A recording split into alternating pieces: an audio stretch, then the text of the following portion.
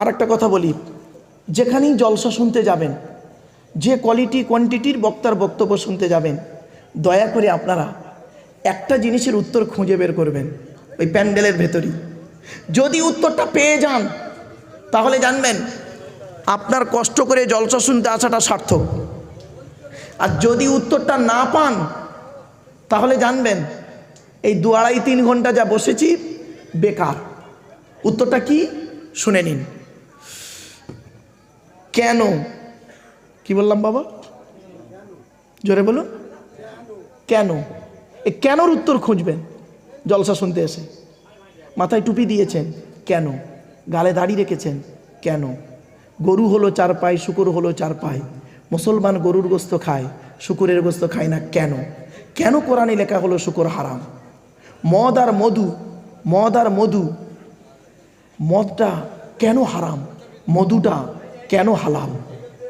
আপনি পেশাব ফিরলেন এক জায়গা থেকে, পায়খানা ফিরলেন আর এক জায়গা থেকে, ওই জায়গাটাই 3 বার করে ধুয়ে নিলেই তো ঝামেলা মিটে যেত। ইসলামে কেন বলা হলো অজু করতে গেলে মুখ ধুতে হবে, হাত ধুতে হবে, পা ধুতে হবে? এর সঙ্গে এর কিসের সম্পর্ক? সমস্ত ফেরেশতাদেরকে আল্লাহ বলেছিলেন আদমের পায়ে সেজদা করো, উসজুদুল আদম, আদমের পায়ে সেজদা করো। সমস্ত ফেরেশতারা করলো, ইল্লা ইবলিস, ইবলিস করল না। ওয়াকানা মিনাল কাফিরিন, সে কাফেরদের মধ্যে গণ্য হয়ে গেল। আচ্ছা, আপনি নামাজ পড়তে গিয়ে নিয়ত বেঁধে সুরকেরাত পড়ে ডাইরেক্ট সেজদায় চলে গেলেই তো হয়ে যেত। আপনি সেজদার মাঝ আগে রুকু করেন কেন? ফেরেশতারা কি আদমের পায়ে রুকু করেছিল? ডাইরেক্ট সাজদা করেছিল তো। তা আপনি ডাইরেক্ট সাজদায় চলে গেলে তো হয়ে যেত। তো রুকুটা করেন কেন? রুকুর সঙ্গে কি যুক্তি আছে? কারণটা কি? ব্যাস। শুধু তাই না, আরো দেখেন, আপনি একজন মুসলিমের কি কি কোয়ালিটি আপনার মধ্যে আছে সেগুলো আপনি খুঁজে বের করুন।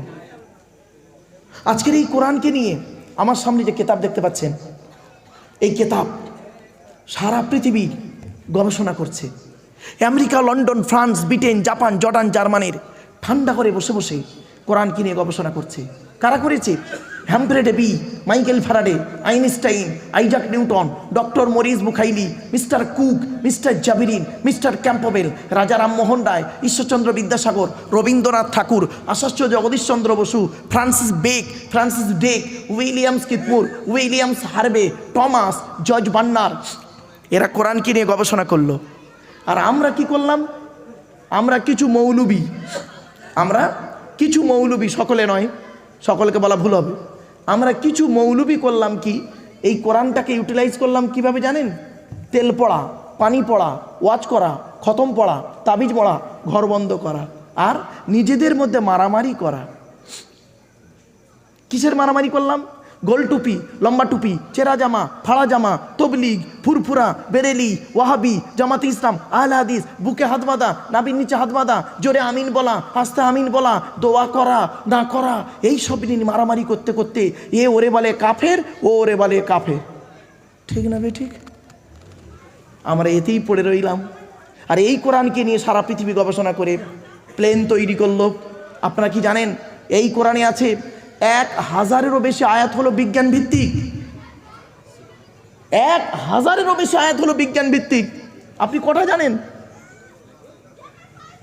250 আয়াত হলো হারাম।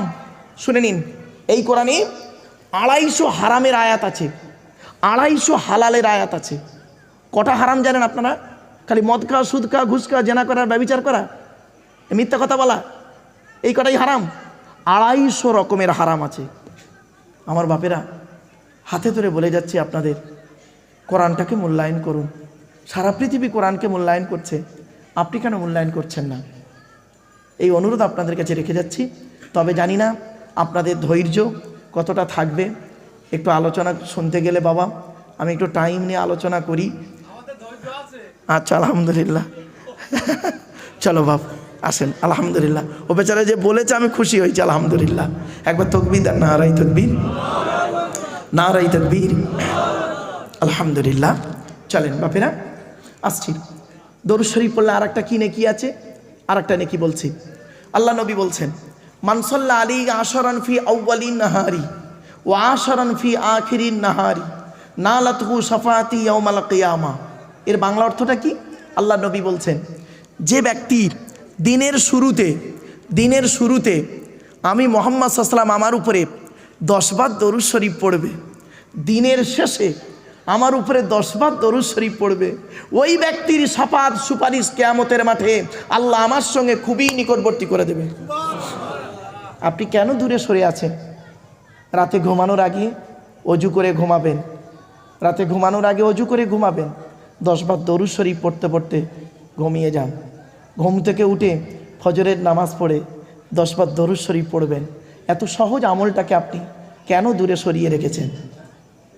ভাবুন একটু।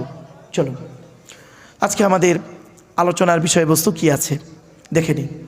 আজকের পৃথিবীর শ্রেষ্ঠ কিতাব কোরআনকে নিয়ে বসেছি। আজ কোরআন থেকে, হাদিস থেকে, ইজমা কিয়াস থেকে কিছু আলোচনা আপনাদের কাছে রাখবো ইনশাআল্লাহ। আপনারা আমার জন্য একটু দোয়া করবেন, যাতে করে আল্লাহ পাক আমার মুখ থেকে সঠিক কথাগুলি বলিয়ে নেন আর বক্তা শ্রোতাকে আমল করার তৌফিক দান করেন, বলুন আল্লাহুম্মা আমিন। আমার বাপেরা, আমার কমিটি ভাইয়েরা, বাড়িওয়ালা খুব কষ্ট করে মেহনত করে জলসা দেওয়ার জন্য তারা থাকে। কমিটির ছেলেরা না, ওরা অতটা জলসার গুরুত্ব বোঝে না। ওরা বোঝে কি জানেন, জলসা দিতে হয় একটা দিই, এই রকম কষ্ট করে দেয়, কিন্তু এর যে কতটা গুরুত্ব ভাবতে পারবেন না। আমরা তো বুঝি না, আমরা না বুঝে কি করি, ধারণা করি জলসা দিয়ে কি হবে, অমুক দিয়ে কি হবে, তমুক। না বাবা, খবরদার নয়। জলসার মধ্যে কিছু আছে, ভালো করে শুনে যান। কি কি বেরোচ্ছে একটু দেখুন, একটা একটা করে পেয়ে যাবেন।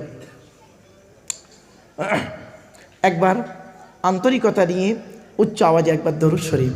আল্লাহুম্মা সাল্লি আলা সাইয়্যিদিনা মাওলানা মুহাম্মদ ওয়া আলা আলি সাইয়্যিদিনা মাওলানা মুহাম্মদ। বাপেরা, একবার ওই দরুদটা একবার পড়বেন দয়া করে একটু, যে দরুদটা আমরা নামাজের মধ্যে পড়ি, ওই দরুদটা একটু দয়া করে পড়েন তো। আল্লাহুম্মা সাল্লি আলা মুহাম্মাদিন ওয়া আলা আলি মুহাম্মাদ কামা সাল্লাইতা আলা ইব্রাহিম ওয়া আলা আলি ইব্রাহিম ইন্নাকা হামিদুম মাজিদ।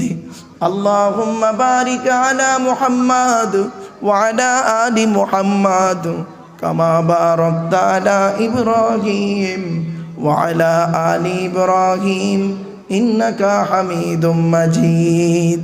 আচ্ছা বাপেরা, এই দরুদটা পড়লাম বলে অসুবিধা হলো? শুনে নিন। পৃথিবীর সবথেকে উত্তম ইবাদতের নাম কি জানেন? আফজালুল ইবাদাতুস সালাত। সবথেকে উত্তম ইবাদত হলো নামাজ। কি বললাম? নামাজ। আর এই দরুদটা পড়া হয় কোথায়? নামাজে। উত্তম ইবাদতে উত্তম দরুদ পড়া হয়, এটা মাথায় রাখবেন। এখন যদি কোনো বক্তা স্টেজে ওই দরুদটা পড়লে তাকে হুট করে কাফের ফতোয়া দিতে যাবেন না, মনে রাখবেন। উত্তম ইবাদতে উত্তম দরুদ পড়া হয়। কেউ যদি পড়েন স্টেজে, আপনি পড়েননি, ঠিক আছে, আলহামদুলিল্লাহ, অসুবিধে নেই। যদি কেউ পড়েন তাহলে তাকে খারাপ মন্তব্য করবেন না, কাফের ফতোয়া দিতে যাবেন না। শুনে নিন, আপনি যাকে কাফের বলছেন, সত্যিকারের যদি সে কাফের না হয়, বলনেওয়ালা নিজে কাফের। ভেবেছেন কোনো দিন? আপনি যাকে কাফের বলছেন, সত্যিকারের যদি সে কাফের না হয়, বলনেওয়ালা নিজে কাফের। খুব সাবধান। সেই আবার চলে এলো 2 ঠোঁটের মাঝখানে। হয়েছে? মিলিয়ে নিন, 2 ঠোঁটের মাঝখানে, 2 রানের বীজখানে। বাড়ি থেকে ভাববেন। চলুন আমার বাপেরা, আসুন আমরা একটু আল্লাহর কাছে দোয়া চেয়ে নেব। আমার সঙ্গে আসুন, মোনাজাত করবে একটু আলোচনার শুরুতেই। আল্লাহুম্মা আমিন। রব্বানা যালামনা আনফুসানা ওয়া ইল্লাম তাগফির লানা ওয়া তারহামনা লানাকুনান্না মিনাল খাসিরিন। রব্বি জিদনি ইলমা রব্বিরহামহুমা কামা রব্বায়ানি সগীরা।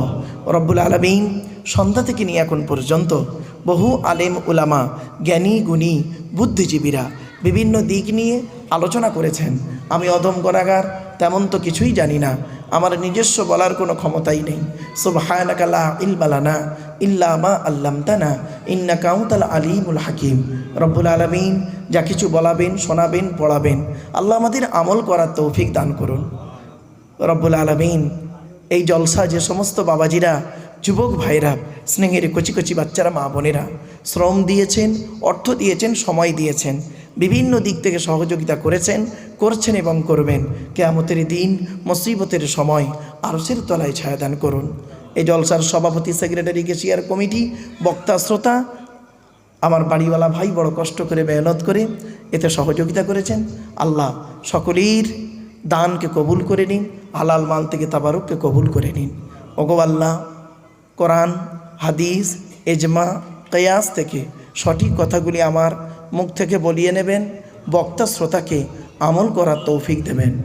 রব্বি ইশরাহ লি সাদরি ওয়া ইয়াসসির লি আমরি ওয়াহলুল উকদাতাম মিন লিসানি ইয়াফকাহু কওলি। আল্লাহুম্মা ইন্না নাসআলুকা ইলমান নাফিআ ওয়া আমালান মুতাকাব্বালা ওয়া রিজকান হাসানা ওয়া হালালান তাইয়্যিবা। সুবহানা রাব্বিকা রাব্বিল ইজ্জাতি আম্মা ইয়াসিফুন ওয়া সালামুন আলাল মুরসালিন ওয়ালহামদুলিল্লাহি রাব্বিল আলামিন। ওয়াজআল আখিরা কালামিনা ইনদাল মাউতি লা ইলাহা ইল্লাল্লাহু মুহাম্মাদুর রাসূলুল্লাহ। সদরে জলসা মুআজ্জাজ মুকাররম সুধী সম্মানিত শ্রোতামণ্ডলী, বয়োজ্যেষ্ঠ, সমবয়স্ক, দিন দরদি, ইসলাম দরদি, মুমিন, মুত্তাকি, মুসলমান, সালেহ, নেককার, আল্লাহওয়ালা বাবাজিরা, আমার যুবক ভাইরা, স্নেহেরী কচি কচি বাচ্চারা, পর্দার অন্তরালে পর্দানসীনা ধার্মিকা, স্নেহময়ী, মমতাময়ী আমার মা ও বোনেরা, তারও সাথে জানাই আমার আওয়াজ শ্রবণকারী মুসলিম অমুসলিম সমস্ত জাতির মানুষেরা, মহান আল্লাহ পাকের দরবারে শুকরিয়া আদায় করি যে রব্বুল আলামিন আমাকে আপনাকে বসিয়েছেন সেই ইশার নামাজের পর থেকে নিয়ে কিছুক্ষণ কোরআন হাদিসের কথা আলোচনা। এবার আসছি, মসজিদ কমিটি হতে গেলে বাপ 5টা গুণ থাকতে হবে। কি কি? কোরআনের দলিল, ইন্নামা ইয়ামুরু মাসাজিদাল্লাহ মান আমানা বিল্লাহ ওয়াল ইয়াউমিল আখিরি ওয়া আকামাস সালাত ওয়া আতাজ যাকাত ওয়া লাম ইয়াখশা ইল্লাল্লাহ ফাআসা উলাইকা আন ইয়াকুনু মিনাল মুহতাদিন। আয়াতটা কোথায় আছে? 10 নম্বর পারার 8 নম্বর পৃষ্ঠার একেবারে 9 নম্বর লাইন, সূরার নাম সূরা তওবার 18 নম্বর আয়াত। আমি লাইন, পৃষ্ঠা, পারা, আয়াত সব বলে দিলাম বাপ। এর বাংলা মানেটা এবার শুনুন। কে মসজিদ কমিটি হবেন?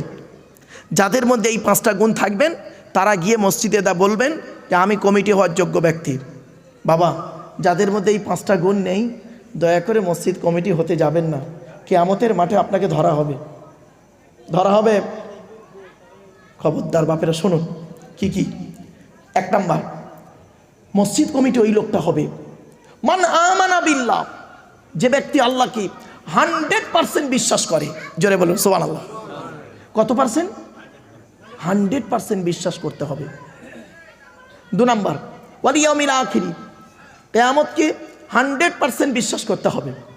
2 নাম্বার, এই দুটো জিনিস আমরা প্রত্যেকেই কিন্তু এখানে বসে বলতে পারবো আমরা আল্লাহকে 100% বিশ্বাস করি, কারণ অন্তরে যে আমি আল্লাহ, আমি তো আর জানতে পারছি না আপনি আল্লাহকে কতটা বিশ্বাস করেন, কিয়ামতকে কতটা বিশ্বাস করেন। 3 নাম্বারটাই ধরা পড়ে যাব। দেখুন, ওয়া আকামাস সালাত, 5 ওয়াক্ত নামাজ আদায় করতে হবে। ও বাবা, মসজিদ কমিটি অনেকে 5 ওয়াক্ত নামাজ পড়ে না, ঠিক না বে ঠিক? বাড়ি থেকে ভাববেন একটু। 4 নাম্বার, ওয়া আতাজ যাকাত, যাকাত আদায় করতে হবে যদি তার উপরে যাকাত ফরজ হয়। গরিব হলে আদায় করতে হবে না, চিন্তা নেই। বস, এই জায়গাটা বসে, আপনি বসেন। বসেন না রে ভাই, কি লোক, ওই মুরব্বীকে বসিয়ে দেন। বাবাজি চলে যাচ্ছে নাকি? ওই মুরব্বীকে বসিয়ে দেন, ওই গদিতে, গদি বেচান বাবা। আচ্ছা, চলে যাচ্ছেন নাকি? না না, সব আছে। আচ্ছা আচ্ছা, চলেন বাপেরা। স্টেজে 2-4 জন আলেম ওলামা থাকলে না ভালো লাগে ওয়াজ নসিহত করতে। চলেন এবার আসছি কি, তাহলে কটা হলো বাপ? 1 নাম্বার, 100% আল্লাহকে বিশ্বাস করতে হবে। 2 নাম্বার, কিয়ামতকে 100% বিশ্বাস করতে হবে। 3 নাম্বার, 5 ওয়াক্ত নামাজ আদায় করতে হবে। 4 নাম্বার, যাকাত আদায় করতে হবে। যদি যাকাত ফরজ হয় আদায় করবেন, গরিব হলে আদায় করতে হবে না। দুঃখের বিষয় কি জানেন, কত মসজিদের ক্যাশিয়ার আছে দেখবেন 20 বছর মসজিদের হিসাব দেয় না, মসজিদের জায়গা, মসজিদের জমি, মসজিদের পুকুর, মসজিদের টাকা আত্মসাৎ করে নিচ্ছে। ও বাবা, কত বক্তা মলি সাহেব আছে গো বাবা, কত মলি সাহেব, পীর সাহেব, দরবেশ সাহেব আছে বাবা, মাদ্রাসা মসজিদের নামে চাঁদা তুলে নিজের গাড়ি বাড়ি বিল্ডিং করে নেয়। বাবা বাস্তবটাই বললাম। চলুন এবার আসছি 5 নাম্বারটা কি, মসজিদ কমিটি ওই লোকটা হবে, খুব ইম্পর্টেন্ট এটা, ওয়ালাম ইয়াখশা ইল্লাল্লাহ, আল্লাহ ছাড়া কাউকে ভয় করবে না সেই লোক। জোরে বলুন সুবহানাল্লাহ। ভাববেন বাড়িতে গিয়ে, কই এখানে তো বলা হয়নি গালে দাড়ি থাকতে হবে, মাথায় টুপি দিতে হবে সব সময়, একটা বড় গোল পাঞ্জাবি পরতে হবে, এটা বলেনি। খুব বাড়ি থেকে ভাববেন আমার এই কথাগুলো। বাপ, কবরে শুতে হবে প্রত্যেককেই, কবর কাউকে ছাড়বে না। চলেন এবার আসছি, তাহলে বক্তা হলো, কমিটি হলো, এবার আসছি শ্রোতা। বক্তা হতে গেলে তার 2টো জিনিস দেখবেন বলেছি, কমিটি হতে গেলে তার 3টে জিনিস থাকতে হবে। এবার শ্রোতা হতে গেলে বাপ 3টে জিনিস লাগবে।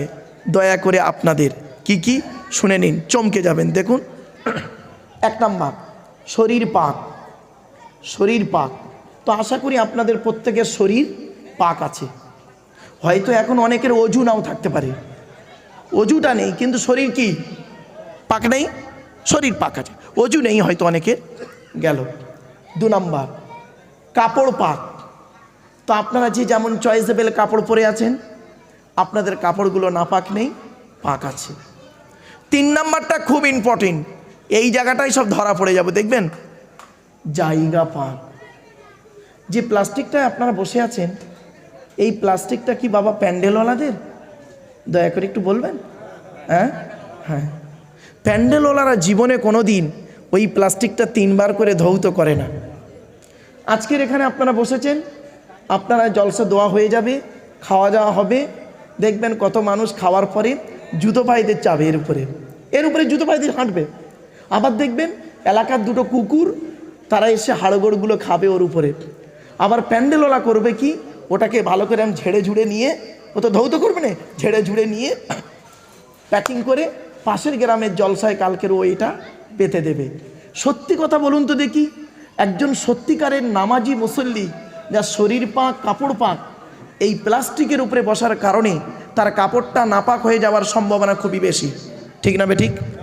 তাহলে কি করা উচিত আজ আপনাদের বলে যাচ্ছি বাপ। এই প্যান্ডেলওয়ালাদের মালের উপরে মসজিদ থেকে মশাল্লাগুলো এনে সুন্দর করে বিছিয়ে দেবেন, আর একটু দয়া করে লিখে দেবেন, বিনা অজুতে প্রবেশ নিষেধ। বক্তা যদি অজু অবস্থায় আল্লাহর কোরআন, নবীর হাদিস বলতে শুরু করে আল্লাহকে খুশি করার জন্য, আর শ্রোতা যদি অজু অবস্থায় আল্লাহকে খুশি করার জন্য ওয়াজ শুনতে বসে, এই বক্তার শ্রোতার মাঝে আল্লাহর রহমত নাজিল হয়। কে বলেছে জলসায় উপকার হয় না?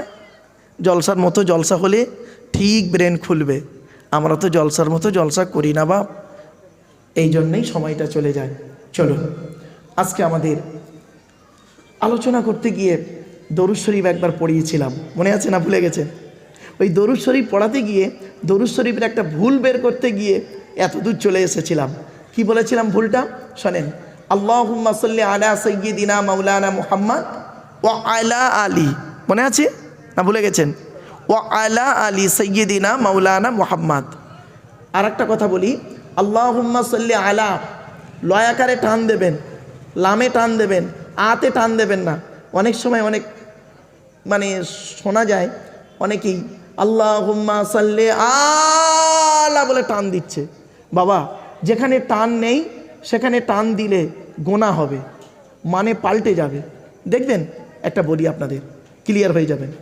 আমি 7টা শব্দ বলছি, 7টা শব্দ ভালো করে শুনুন। 7টা শব্দ উচ্চারণ করছি, মানেগুলো বলে দিচ্ছি। ইলিম, কি বললাম বাপ? ইলিম, ইলমুন।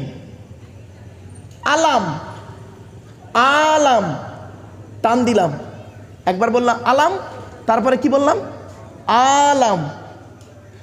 আলিম, আলিম, আল্লামা, আলাম। এই 7টা শব্দ বললাম। ইলিম মানে জ্ঞান, আলাম মানে পতাকা, পতাকা, পতাকা। আর আলাম মানে জগৎ। আলহামদুলিল্লাহ রব্বিল আলামিন নয়, আলামিন বলতে হবে। কেউ যদি আলামিন বলে গেল 12টা বেজে। আলহামদুলিল্লাহ রব্বিল আলামিন বলবেন, 8 টান দেবেন, আলামিন নয়, আলামিন। আলাম মানে জগৎ। এবার আসছি আলিম, ইসমে ফাইল, জ্ঞানী। আলিম সিফাতে মুসাব্বা, তার থেকে বেশি জ্ঞানী। এরপরে হচ্ছে আল্লামা, আল্লামা, আল্লামা ইসমে মুবালাগা। আল্লামা শব্দের অর্থ কি জানেন? অধিক জ্ঞানী লোককে বলা হয় আল্লামা। এখন তো যাকে তাকে আল্লামা শব্দ নিয়ে ব্যবহার করেন আপনারা, যাকে তাকে আল্লামা শব্দ দিয়ে দিলেন। হ্যাঁ, তাকে যদি বলা হয় তোর অ্যাড্রেসটা আরবিতে লেখতো দেখি, তুই তোর অ্যাড্রেসটা ইংরেজি অথবা আরবিতে লেখ, লিখতে পারবে না, তার নামের আগে আল্লামা দিয়ে দিলেন আপনারা। চলুন ওই মাঠে আপনাদের সঙ্গে আমার দেখা হবে, যে মাঠে বাপ তার ছেলের কোনো উপকার করতে পারবে না, ছেলে তার বাপের কোনো উপকার করতে পারবে না, একের বোঝা অন্যে বহন করবে না। খবরদার বাবা, যে যেটা নয় তাকে সেটা বলবেন না, অনুরোধ করে বলে যাচ্ছি। আল্লামা শব্দের অর্থটা কি? যারা একজন যোগ্য আলেমকে জিজ্ঞাসা করবেন, তিনি বলে দেবেন আল্লামা শব্দের ডেফিনেশনটা। অধিক জ্ঞানী লোককে বলা হয় আল্লামা। চলুন এর উপরে হলো কি? আলাম, সর্বজ্ঞানী। ওর জ্ঞানী আর পৃথিবীতে নেই, তো একমাত্র তিনি হলেন কে? আল্লাহ। আল্লাহ, আল্লাহু আলাম, আল্লাহ হলেন সর্বজ্ঞানী। চলুন, এই জন্য উচ্চারণের পার্থক্য, মানেও পার্থক্য। তো দরুদ শরীফ পড়লেন কেন আর আমি পড়লাম কেন? চলুন নবীজি কি বলছে দেখি। আল্লাহ রসুল বলছেন, মান সাল্লা আলাইহি ওয়াহিদাতান সাল্লাল্লাহু আলাইহি আশারা। আল্লাহ নবী বলেছেন, যে ব্যক্তি আমার উপরে একবার দরুদ শরীফ পাঠ করবে, নামায় আমল নামায় আল্লাহ 10টা নেকি লিখে দেবে। তাহলে এমনি এমনি পড়লাম না,